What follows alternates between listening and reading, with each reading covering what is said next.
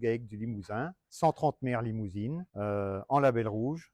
Depuis une dizaine d'années, une douzaine d'années même, nous sommes orientés sur la sélection du sans-corne, mais sans spécialement empiler les homozygotes. L'idée, on a vu un taureau en Allemagne qui était sans corne et qui avait tous les critères des vrais taureaux limousins.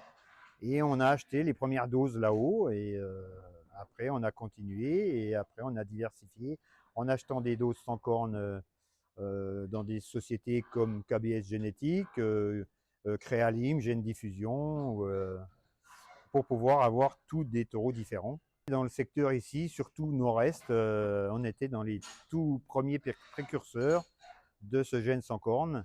Certains nous disaient même qu'on allait tout droit dans le mur, que c'était vraiment pas le critère à choisir pour le moment. Et aujourd'hui, tout le monde cherche à faire du sans corne pour le bien-être animal, le bien-être de l'éleveur. C'est-à-dire que nous faisons de l'insémination à 90-95% et que l'on replace des taureaux cornus sur des vaches sans cornes et des taureaux sans cornes sur des vaches cornues pour pouvoir avoir une grosse diversité génétique et pouvoir proposer des reproducteurs sans avoir des lignées déjà connues. Aujourd'hui, on a 87% des femelles reproductrices qui sont ou hétérozygotes ou homozygotes. Si on avait empilé que l'homozygote, on n'aurait que 2 ou 3 lignées disponibles, alors qu'en remettant du cornu, on diversifie la génétique tout en gardant les critères importants de la limousine, le lait, le vélage et la conformation.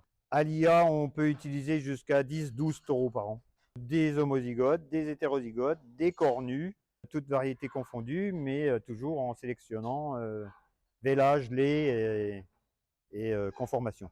Le cheptel deviendra 100% sans corne à force, mais pas spécialement en mettant homozygote, homozygote, homozygote. En mettant des taureaux hétérozygotes sur des femelles hétérozygotes, on finit par arriver à un moment à 95-98% de sans corne. Sur 70 mâles nés cette année, il y a à peu près 15 mâles nés cornus. Le restant, 20 mâles homozygotes et le restant hétérozygote. Point de vue des performances, aucune perte dans quelque critère que ce soit, puisque aujourd'hui on pèse des veaux régulièrement et on est à 1,350 kg de moyenne, sans que ce soit des veaux super poussés, c'est un mâche fermier. Et par le fait qu'on remette du cornu régulièrement pour avoir différentes lignées, les critères de sélection lait, vélage, viande ne sont pas détériorés.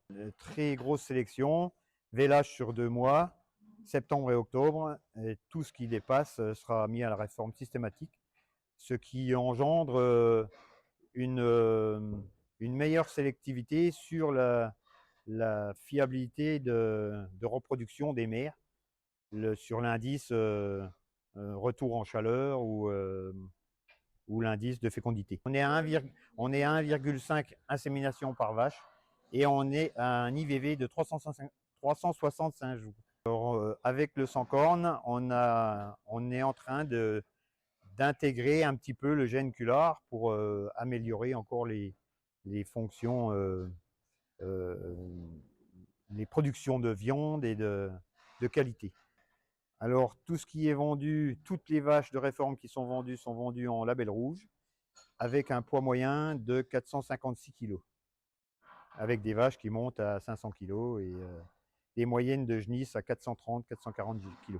Le sans-corne n'a absolument pas détérioré les performances du troupeau. Alors cette année, pour diversifier un petit peu, on va faire un petit peu de monte naturelle.